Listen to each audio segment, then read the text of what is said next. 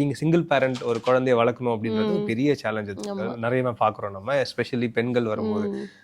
என்ன விஷயம் உங்களுக்கு ரொம்ப ஒரு கான்ஃபிடன்ஸை கொடுத்தது? ஏன்னா பிகாஸ் ரொம்ப சின்ன வயசுலேயே நீங்கள் ஒரு ரிலேஷன்ஷிப்லேருந்து வெளியே வரீங்க. நீங்கள் அர்ஜுன் தான் நமக்கு உலகம், அம்மா அப்பா இருக்காங்கன்னு வரோம். நம்ம பெரிய டிசிஷன் அது எடுத்துகிட்டு வர்றது. அது ஒரு 20s கூட கிடையாது, அதுக்கு முன்னாடி வயசு 18-19 வயசு, ரொம்ப சின்ன வயசு.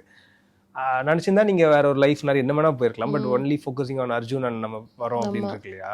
இதுக்கு ஒரு பக்குவம் அகைன் தேவைப்படும். சின்ன வயசுல அது எப்படி?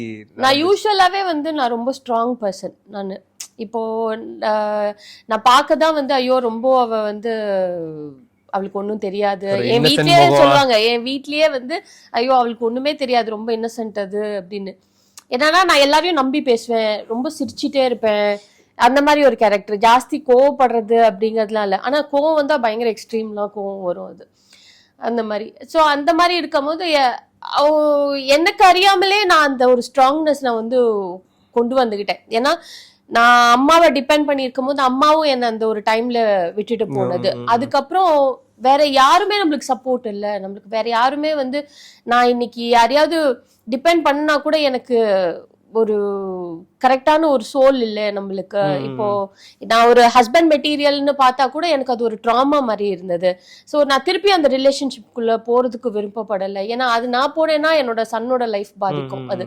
ஸோ நான் எல்லாமே ஒரு கன்க்ளூஷனுக்கு தான் இல்லை, நம்ம எது இருந்தாலும் நம்ம சுயமா நம்ம பண்ணி தான் இது பண்ணணும் அப்படிங்கிற ஒரு டெசிஷன் எடுத்ததே அதுக்கப்புறம் தான்.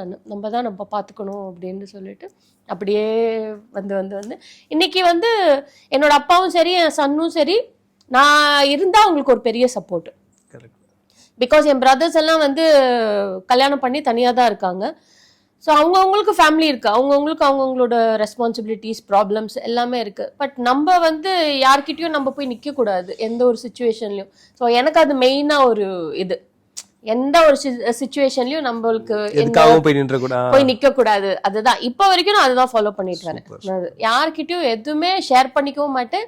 யார்கிட்டயும் போய் எனக்கு இவ்வளவு ப்ராப்ளம் இருக்கு எனக்கு ஹெல்ப் பண்ணுங்கன்னு போய் நிக்க மாட்டேன்.